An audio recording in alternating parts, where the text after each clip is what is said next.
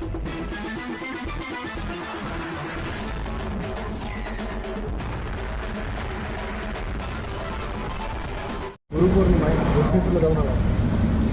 आज गुरुपौर्णिमेच्या निमित्तानं मला वेरूळमध्ये त्या मंडळींनी निमंत्रण दिलं होतं आणि योगायोगानं 12 ज्योतिर्लिंगापैकी 12वा ज्योतिर्लिंग आपल्या जिल्ह्यामध्ये आहे. त्याचं देखील दर्शन घेता आलं, समाधीचं देखील दर्शन घेता आलं आहे. ते महाराजांना देखील त्यांच्या काही उपक्रमांची पाहणी केली आणि गुरुपौर्णिमेच्याच दिवशी हा योग आला. हे माझं भाग्य आहे. आंदोलनात विचारा गेला पोलिसांकडून विद्यार्थ्यांची तितकेने काय म्हटलं आहे मला माहिती नाही, परंतु एक महत्त्वाची गोष्ट आहे की जे आंदोलन विद्यार्थ्यांनी केलं आणि त्याचा श्रेय घेण्याचा अनेक लोक जो प्रयत्न करतात ते फार चुकीचं आहे. कारण विद्यार्थ्यांनी ज्या भावनेतनं आंदोलन केलं, नीटबद्दल जे काय आवाज त्या भावनेतनं आंदोलन केलं आणि ह्या आंदोलनामध्ये जे राजकीय काही पुढारी घुसले ते मला असं वाटतं की विद्यार्थ्यांच्या करिअरच्या दृष्टीनं त्यांचा ट्रॅक बदलण्याचं काम करत होते आणि दिपकेजी जे काय बोललेलं आहे त्याचा विचार नक्की सरकार म्हणून सरकार करेल, केंद्र सरकार करेल. कुठच्याही नाहक विद्यार्थ्याला त्रास होणार नाही ही भूमिका देखील सरकारची असणार आहे. त्याच्यामुळं मला असं वाटतं की सरकार नक्की त्यांचं म्हणणं ऐकून घेईल आणि त्याच्यावर मार्ग काढेल. कंगना राणा त्यांचं एक वादग्रस्त वक्तव्य समोर आलं, त्यांनी हिंदीला गटरछाप करून असं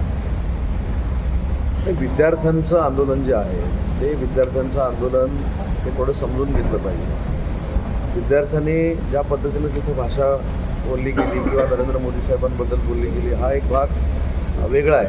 खरं तर पंतप्रधान महोदय हे संविधानात्मक मोठं पद आहे, परंतु विद्यार्थ्यांची जी भूमिका होती की नीटच्या बाबतीत की नीटची पेपरफुटी झालेली जी आहे, नीटच्या बाबतीमध्ये ज्यांचा मृत्यू झालेला आहे अशा लोकांना देखील मदत मिळाली पाहिजे, नीटच्या बाबतीमध्ये सुधारणा झाली पाहिजे.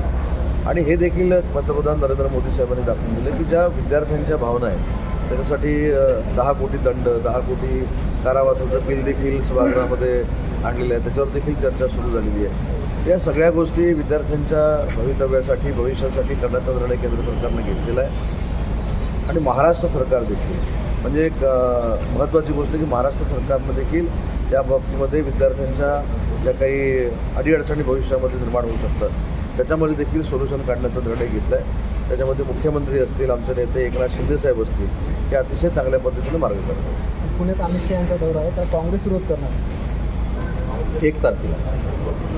1 तारखेला मला जी माहिती आहे ती रोहित टिळक जे आहे त्यांचं जे प्रतिष्ठान आहे त्या प्रतिष्ठानमार्फत अजित डोवाल साहेबांना लोकमान्य टिळक पुरस्कार दिला आहे असं मला माहिती आहे. त्या कार्यक्रमाला अमित शहा साहेब येणार आहे.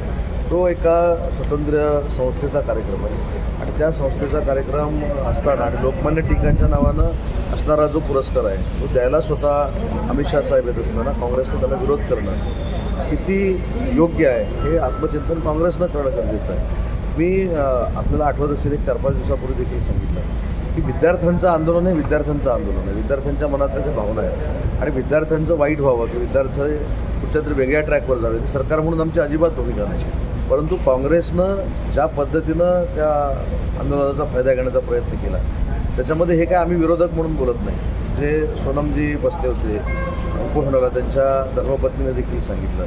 एवढंच कशाला अरविंद केजरीवाल देखील बोलले की राहुल गांधी ज्यावेळी नरेंद्र मोदी साहेबांच्या घरावर गेले त्यावेळी देखील सांगितलं. त्याच्यामुळे काँग्रेसनं स्वतःचं अस्तित्व टिकवण्यासाठी विद्यार्थ्यांच्या खांद्याचा वापर करू नये ही आमची स्पष्ट पद्धतीची भूमिका आहे. जरांगी पाटलांनी आंतरवाली सराटीत बैठक बोलावली, राज्यभरातील मराठा समाजामधून एकत्र केलं, तुमची आंदोलनाची दिशा ठरण्याची शक्यता आहे. मनोजजीने कशासाठी बोलवले मला माहीत नाही, परंतु मनोजजी हे स्वतः प्रसाद लाडसाहेबांच्या संपर्कामध्ये आहे. मी देखील अनेक वेळा त्यांच्याशी चर्चा करतो, विखे पाटील साहेब देखील चर्चा करतात. त्यामुळे त्यांच्या मनामध्ये काही शंका असतील त्या शंकांचं निरसन आम्ही नक्की करू. अशाच तुमच्या भेटी आम्ही मध्ये भेटलो ना 8 दिवसापूर्वी. त्यांचे चिरंजीव जेव्हा आजारी होते आणि ते लीलावतीला होते तर मी माझ्या माहितीप्रमाणे पहिला जाणारा मंत्री होतो. त्याच्यावर तिथं चर्चा 2-2.5 तास केली. मी त्यांच्या मुलाच्या तब्येतीची चौकशी केली. तुम्ही असं काही नाही माझ्या भेटी कमी झाल्या आहेत किंवा भेटी कमी होणार आहेत. शेवटी राजकीय संबंध, आंदोलनाचे संबंध आणि वैयक्तिक संबंध हे वेगवेगळे असतात. ते माझे आणि त्यांचे वैयक्तिक संबंध देखील आहेत, ते राजकारणाच्या पलीकडचे आहेत. तटकरेंनी जे 2 दिवसापूर्वी शहांची भेट घेतली, काल मोदींची भेट घेतली, राजकीय घडामोडी घडतात. आता ते राष्ट्रवादी काँग्रेस पार्टीचे अजितदादा राष्ट्रवादी काँग्रेस पार्टीचे प्रदेशाध्यक्ष आहेत. त्यांची काही स्वतःची विकास कामं असतील, मतदारसंघातली कामं असतील किंवा राष्ट्रीय अध्यक्ष सुनेत्रा वहिनींनी अमित शहांबरोबर काही पक्षाच्या संदर्भात चर्चा करायला सांगितलेली असेल, त्या माध्यमातून ते भेटले असतील, बोलले असतील. गुलाबराव पाटील यांच्या वक्तव्याची चर्चा सुरू आहे. ते म्हणतात की शेतकऱ्यांना त्रास झाला चालेल, मात्र उद्योजकांना त्रास होऊ देऊ नका. असं एक उद्योगमंत्री म्हणून तुम्ही कसं बघताय वक्तव्याकडे? शेतकरी हा बळीराजा जो आहे हा आपला देशाचा राज्याचा कडा आहे, तो आपला अन्नदाता आहे. त्याच्यामुळे सगळ्यात प्रथम काळजी ही आम्ही सगळ्यांनी शेतकऱ्यांची बळीराजाचीच घेतली पाहिजे. आपला एक कायदा सांगतो, ज्यावेळी पाणी टंचाई होते तेव्हा पहिलं पाणी आपण कोणाला द्यायचा निर्णय घेतला आहे, तो शेतकऱ्यांना म्हणजे माणसाला पाणी द्यायचा हे केलेलं आहे. हे पिण्याचं पाणी असेल, शेतीचं पाणी असेल. नंतर दुसरा टप्पा जो आहे तो उद्योगाचा असेल किंवा अन्य ठिकाणचा हा नंतर येतो. त्याच्यामुळे ज्या अर्थी बळीराजाची काळजी सरकार अतिशय महत्त्वाच्या नैसर्गिक आपत्तीच्या वेळी घेते, त्याच्यामुळं पहिलं प्राधान्य हे बळीराजालाच आहे, आपला अन्नदाता आहे. यालाच लागून एक प्रश्न आहे, जे कर्जमाफीची पहिली यादी प्रसिद्ध झाली. उदाहरणार्थ एखाद्या शेतकऱ्यावर 1 लाख कर्ज असेल तर यादी जी प्रसिद्ध झाली तर 80,000 कर्ज दाखवण्यात आहे, मध्ये 20,000 कोण भरणार असं प्रश्न होतो. तर या संदर्भात मला देखील आता 1-2 फोन आले होते, मी गाडीत असताना देखील फोन आले होते. मी स्वतः कृषीमंत्री महोदयांशी या संदर्भामध्ये बोलणार आहे. हे सगळ्यांच्याच बाबतीत झालं नाही, काही ठिकाणी किरकोळ पद्धतीनं झालेलं आहे. परंतु आज छत्रपती संभाजीनगरला आल्यानंतर आत्ता मला याच पद्धतीचे 2 फोन आले आणि मी कृषीमंत्र्यांशी आजच बोलणार. तर बँका असंही म्हणतात की आम्ही मूळ रक्कम माफ करणार, व्याज तुम्ही भरा. तर या संदर्भात कृषीमंत्र्यांशीच बोलणं आवश्यक आहे आणि वेळ पडली तर मुख्यमंत्र्यांशी बोलू. गटर छापता है, साथ में उनके बैलेंस के लिए भी कुछ आवश्यक व्यवस्था? ये उनका मेरे ख्याल से इंडिविजुअल मत है, ये हमारे पार्टी का हमारा मत नहीं है. जो स्टूडेंट लोग हैं, जो विद्यार्थी लोग हैं, उन्होंने जो आंदोलन किया था उनके मांगों के लिए किया था. नीट में जो प्रॉब्लमेटिक सिचुएशन क्रिएट हुई थी इसलिए उन्होंने वो आंदोलन किया था. ठीक है, जो कोई वहाँ पॉलिटिकल इन्फ्लुएंस देके बोल रहे थे, काम कर रहे थे, वो बात अलग है. लेकिन जो विद्यार्थी हैं उन्होंने नीट के लिए आंदोलन किया था और उनका एजुकेशनल उनको सिक्योरिटी देना, एजुकेशन को संरक्षण देना ये हमारी जिम्मेदारी है.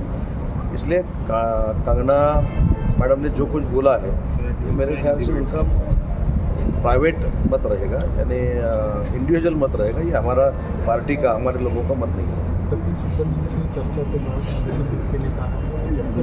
केंद्र सरकार जो है जहाँ जहाँ बीजेपी शासित राज्य है वहाँ से बच्चों पे जो FIR हुई है वो पीछे नहीं